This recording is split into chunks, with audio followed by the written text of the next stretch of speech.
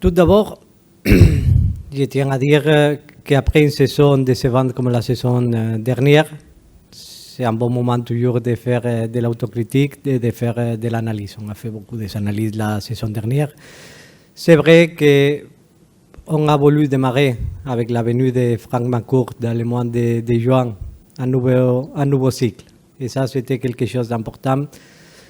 Premièrement, pour chercher de donner une stabilité qu'on a manqué les dernières saisons.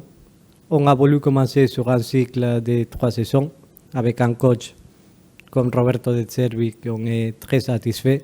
De chercher de se structurer à niveau de club, non, c'est quelque chose d'important.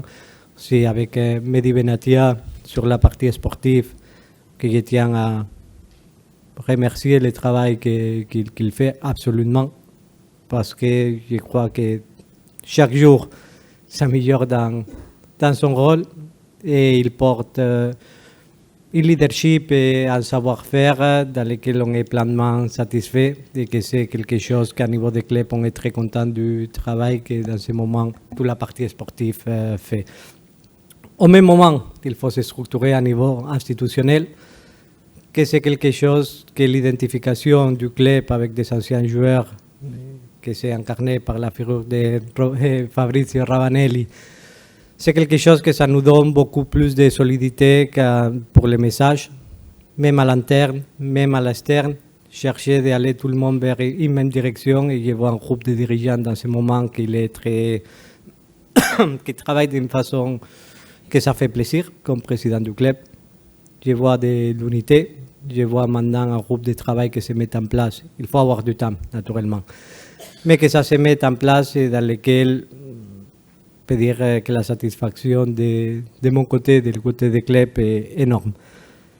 C'est aussi vrai que pour chercher de donner un cycle, de chercher de construire quelque chose de solide, est important aussi d'avoir en considération beaucoup d'améliorations qu'on a cherché de faire dans les secteurs sportifs, avec la construction d'une cellule de performance, que ça permet d'avoir un gros, on peut dire, alignement entre les différentes personnes qui travaillent dans le quotidien dans les sportifs. Aussi, c'est important d'avoir des figures comme Giovanni Rossi pour accompagner les coachs. Et comme on peut dire que c'est un peu les chefs de staff, non? C'est quelqu'un qui filtre beaucoup de messages et qui accompagne l'équipe dans le quotidien.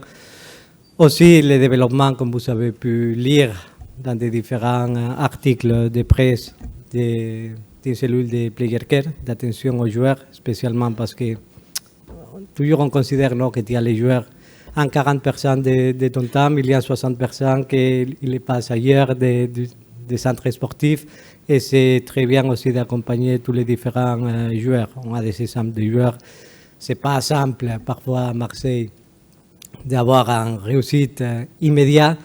C'est vrai que l'Olympique de Marseille ne donne pas beaucoup de temps à personne. C'est aussi quelque chose que c'est normal, il faut accepter. C'est vrai que nous, comme club, on est dans l'obligation aussi d'accompagner beaucoup de joueurs sur les différents plans dans la vie, parce qu'il faut toujours se rappeler qu'on est en face d'un effectif qui quand même est beaucoup plus jeune que la saison dernière. C'était aussi un objectif. Donc, il y a beaucoup de choses qui ont été mises en place, qu'on cherche à développer.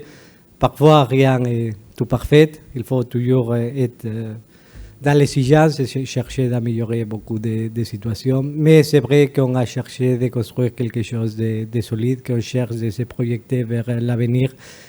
Et je crois qu'avec l'unité et aller tout le monde vers une même direction, c'est quelque chose qui, dans ce moment, ça aide à créer une dynamique positive.